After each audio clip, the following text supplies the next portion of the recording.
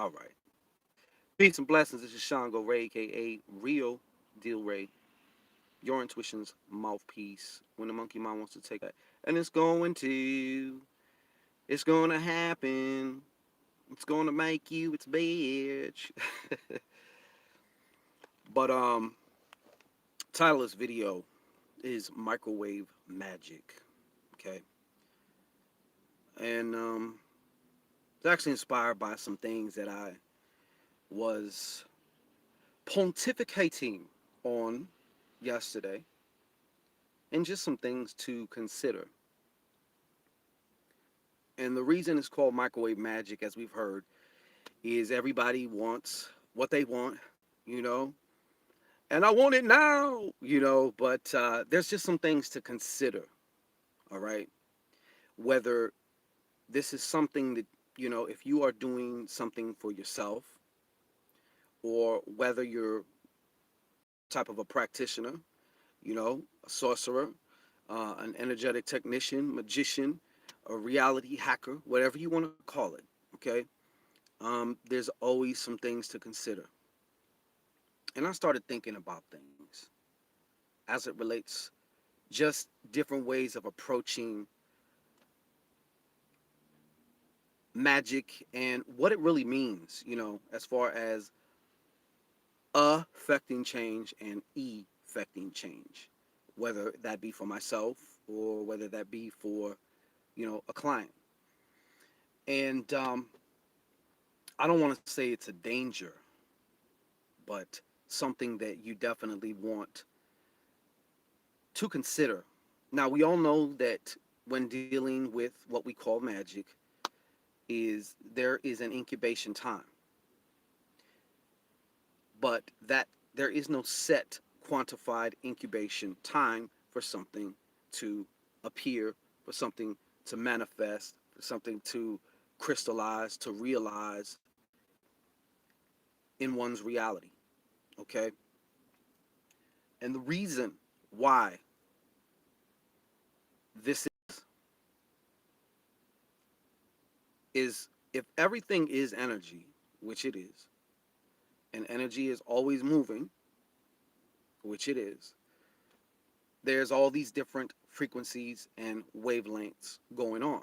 Okay? You have a dominant wavelength. Okay? If you've ever seen what a digital, sound wave looks like on some type of, recording software or anything, um, that's another form of a wavelength, you know. Now, the thing to consider, and that I was considering, me, myself, I'm always striving to get better at those things that I'm passionate about. I'm definitely passionate about what I do. Um, you have to be careful because in order to affect change in somebody's reality, you got to remember what you're really asking about. You're asking really to be able to affect or facilitate a transformation in their energy and wavelength so that this thing, this circumstance, or whatever it is, can be realized and experienced by this person or, by ourselves. If we're, like I said, if we're doing it by ourselves, for ourselves. The thing about when it happens real fast, I want you to think about somebody who was homeless, poor, basically all their lives, and then they win the lottery. As to how and why those types of things happen, hey, there's we could be here all day talking about that, okay? But what is the most 99% chance thing that's going to happen to one of these individuals, right? Within a year, maybe even less, broke, they may even be worse off. And the same thing is also to be said like about a crash diet or a fad diet. Yes, you can drink water and eat grapefruits for the next week, and you will be very grumpy, very cantankerous, okay? And you will lose weight. But many of us don't think about these things within the context of the long game. And the long game is sustainability. Can we maintain it? Are we ready to maintain it? You know, now as a professional sorcerer, reality hacker, whatever you want to call it, to be quite honest, it's not my job to worry about whether someone can maintain something. What we're actually doing is acting as an energetic bridge. Okay. And for example, let's say your car, there's something wrong with the battery or the alternator. And I'm the AAA guy. Okay. You can commission me to come through. I can give you what you need, give you that jump, that boost to get you on your way. Now, the problem is going to be when you turn that car off because you're going to need another jump. It's going to happen. You're going to have to turn the car off, and whether you're going, to get. I remember my first car, I used to put $2 in the tank at a time. This is back when gas was like 99 cents a gallon, right? I would put $2 in the tank. Some of y'all know what I'm talking about. I would put $2 in the tank. I started having problems with the electrical system, and because of that I learned about, I can diagnose, I'll know if it's a car's alternator just based off that first having that first car and having to deal with that shit. And I remember about to run out of gas, putting gas in the gas station without turning off the car, because if I turned it off, yes, it might somehow explode, but it's either I turn it off and need a jump or take that chance to put the gas in so I can keep going. So many times, for a lot of different people and or for ourselves, it's like you can get that boost, you can get that jump, but can you maintain it?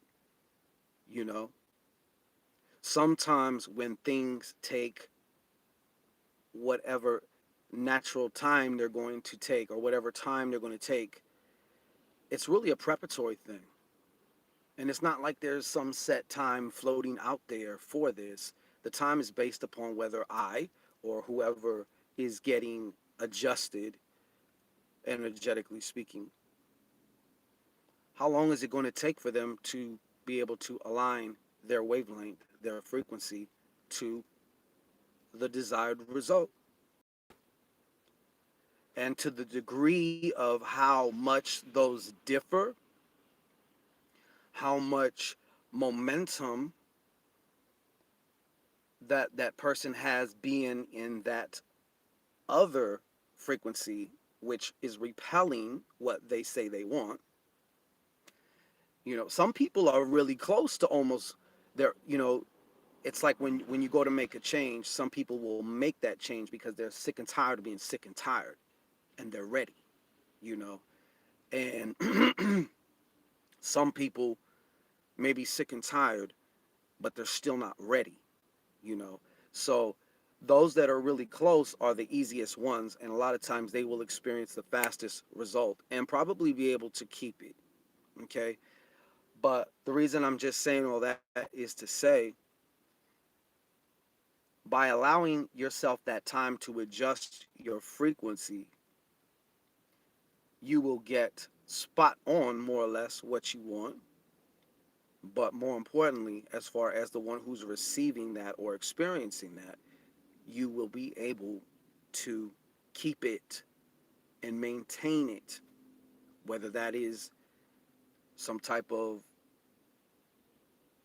spiritual realization, although those sometimes seem to come instantly, but it took a lot of time to build up to that instant appearing insight or manifestation or aha. I'm probably losing my train of thought because I just wanted to get these thoughts out, and offer these things as just by way of thinking about things, because patience is becoming a patience is becoming extinct now, especially in our Western society, where everything is just fast, everything is instantaneous. But we do forget about that when we're receiving something, or when we are doing our work, even if it's about healing, even if it's about letting go. Sometimes we want to be able to just let go of that shit instantly, you know. And there's always other unconscious processes taking place during that time as well that also need to be considered, because don't consider it. Most of us, when we hear about healing, we're thinking of it as some red-haired stepchild that we want to get rid of, so we can get rid of the condition, so we can get rid of the effect, the result, the whatever that we do not desire in our life.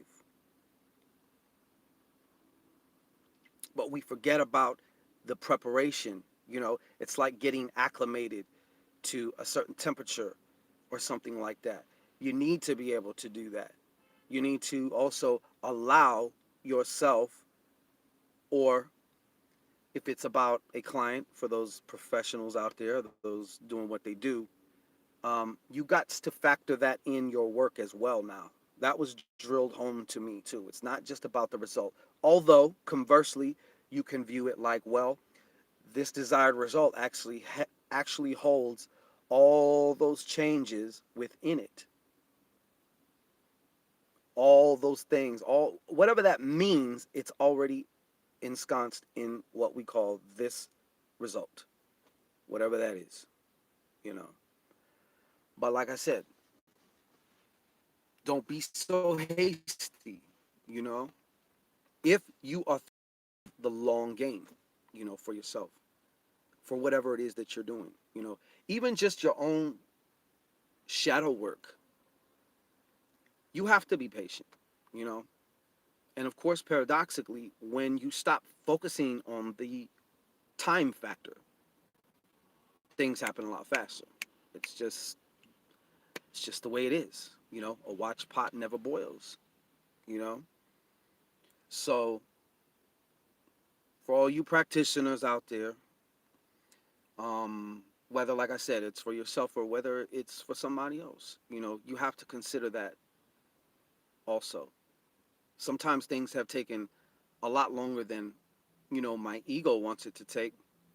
I want to be able to hit home runs and 10 seconds later get that email, or that that Facebook Messenger voicemail message, and hearing that client ecstatic on the other side. But it does not work that way, because what we are in the beginning, what we're trying to affect into either the client, or a lot of, like I said, a lot of times, like for ourselves, our frequency, our current frequency right now is actually repelling the shit. If it was not so, then you'd already have it, right? So just remember to allow that time. You know, it's not about sitting around tapping your foot, looking at your watch and being like, yo, when, because that's just putting you deeper into the frequency that you're already at, that you're already in, that you want to transition from. You know, that's all. I just wanted to say that, and I don't know, you know, take what you can from that. Of course, like I said, we all like fast things. Not everything's got to take forever, but a big, huge part of what seems to be a lag, a buffer, a delay is actually an adjustment period. You know, a needed and necessary adjustment period. And when we are for somebody else, acting as that bridge from one frequency signature to another, which actually equates into a certain circumstance, a result, a condition, whatever you want to call it, a lot of that time and a lot of that is actually the adjustment of somebody's frequency to match into that. It's like having the right combination. And once you have the right combination, all the pins in the lock line up so you can open that shit. And things open up. And that's exactly how it is. Peace and blessings. Hope everybody is well. ShanGO will be back on the way for y'all. I know some of y'all have been wanting it. You've been asking me. I got it. So that's going to be on the way. But much love, and It's my intention that y'all. I don't like saying hope. To me, hope's a pussy word. I don't like using pussy language. So it's not like I hope you're doing well, but it's my intention that you're doing well. So